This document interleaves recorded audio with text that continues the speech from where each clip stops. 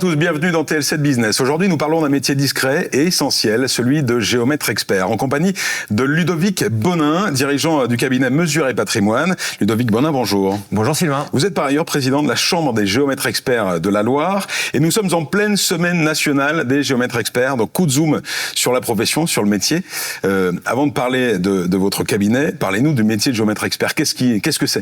Eh bien, c'est un métier qui a une double casquette, à la fois technique et juridique. Nous sommes géomètres et experts. Géomètres parce que nous mesurons, nous faisons des plans à partir de nos mesures.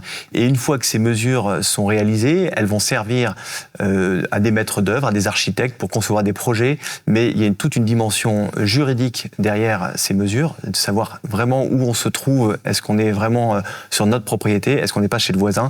Et toute cette dimension juridique, c'est le métier du géomètre expert. Oui, c'est ça. Vous êtes le seul habilité officiellement pour délimiter les parcelles, les terrains, etc. Exactement. C'est la loi constituant l'ordre des géomètres experts qui nous a donné cette mission, c'est de dire la propriété et d'en définir ses limites et sa surface. Quand je dis que c'est un métier majeur pour l'organisation du territoire, c'est vraiment le cas. C'est-à-dire qu'on vous consulte à chaque fois qu'il y a des évolutions territoriales. C'est indispensable, effectivement, pour être sûr de bien concevoir un projet. Alors Ludovic, vous avez créé en 2018 votre cabinet Mesure et Patrimoine dans la continuité de cabinets stéphanois, dont certains ont plus de 75 ans. C'est une œuvre patrimoniale que vous poursuivez. Exactement. La dernière est récente d'ailleurs, puisque c'est le rachat d'un confrère qui a décédé malheureusement, Jean-Christophe Clavier. Donc c'est le 6e cabinet dont on détient les archives et on s'inscrit effectivement dans cette continuité pour le service de nos clients et pour le service du territoire, puisque dans nos archives, on a en fait toute l'histoire de Saint-Étienne, puisque les propriétés évoluent au fur et à mesure et elles évoluent par l'intermédiaire des géomètres experts. Une quinzaine de collaborateurs, vous êtes 14 exactement, je crois, géomètres experts. Ouais. Quelles sont les ambitions et quel est le fonctionnement d'un cabinet comme le vôtre ? Alors, les ambitions, c'est d'accompagner les évolutions technologiques de notre métier qui est en constante évolution. Il faut de plus en plus de collaborateurs qui se spécialisent, d'où l'intérêt aussi d'avoir des structures qui grossissent et qui permettent d'avoir ces spécialités au sein même de nos structures. Il y a aussi des enjeux de compétences à conserver localement. Il y a la tentation de sous-traiter à l'étranger quelquefois pour certains. Nous, on s'y refuse. On veut absolument garder des compétences locales.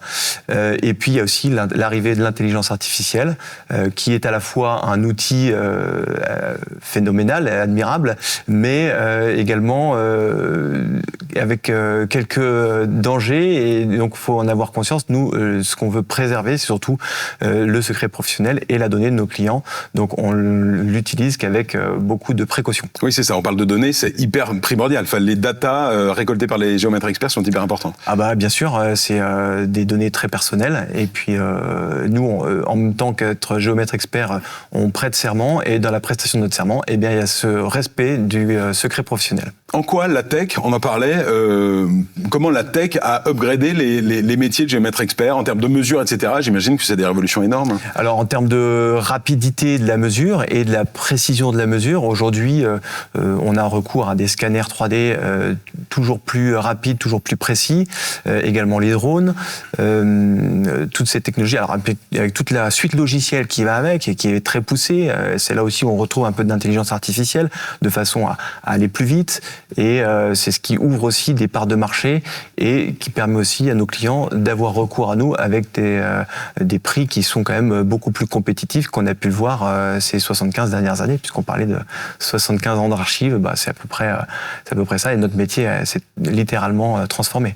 Pour parler de l'éventail et de l'importance, le nombre de missions qui vous incombent, c'est intéressant de prendre un exemple. On part d'un terrain nu et puis l'accompagnement qui se fait ensuite par vos services. Tout à fait, c'est un très bon exemple. Alors, on part d'un terrain nu, on peut imaginer que demain, ça sera un lotissement, mais pendant toute la durée de vie de la conception de ce lotissement, nous, on va intervenir à plusieurs étapes. La première étape, ça va être la mesure du terrain nu.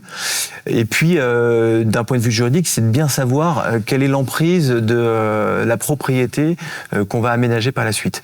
Le lotissement, ça sera le morcellement de plusieurs parcelles, et sur chacune de ces parcelles, il va se concevoir à nouveau un projet. Si c'est une construction, on va venir implanter précisément cette construction. Là, c'est une mission qui sera technique.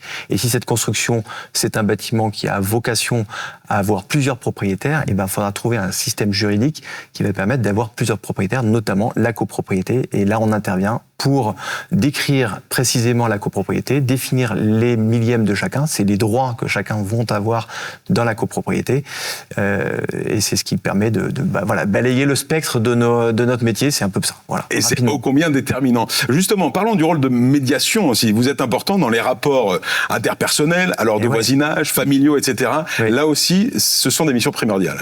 Oui, malheureusement, c'est vrai que la nature humaine fait que quelquefois, il y a des tensions qui peuvent naître entre voisins. Ça peut être un sujet de litige entre voisins. Donc, il faut essayer d'intervenir pour apaiser ces tensions. Nous, on intervient de façon totalement impartiale. On est là pour aider les gens à comprendre ce dont ils parlent. Et quelquefois, la limite de propriété, c'est pas aussi simple qu'on pourrait le croire. C'est pas seulement un mur. Et quelquefois, quand il y a un mur, il faut savoir à qui il appartient. Et les droits de chacun, selon qu'il est à soi ou mitoyen, les droits ne seront pas les mêmes. Ludovic Bonin, on termine cette émission comme de tradition par l'objet du jour. Qu'est-ce que vous avez choisi de nous présenter aujourd'hui ? Eh bien, écoutez, pour coller aux racines profondes de notre métier, je vous ai proposé de vous présenter cet objet. Il s'agit d'une borne de géomètre expert. Elle est identifiée avec le sigle OGE, c'est l'ordre des géomètres experts.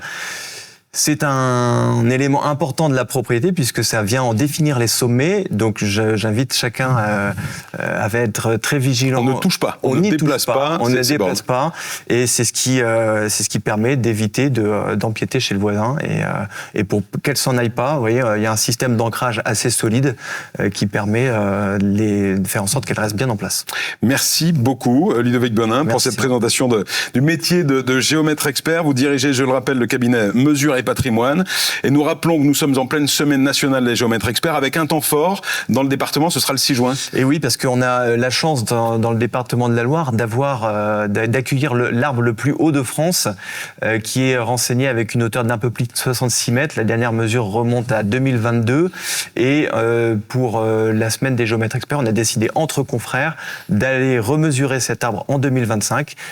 Quelle taille fait-il aujourd'hui ? Eh bien, la réponse, le 6 juin. Suspense. Dans quel secteur de la Loire se situe-t-il ? Alors, il est à côté de Renaison. Très bien, dans le Rouennais.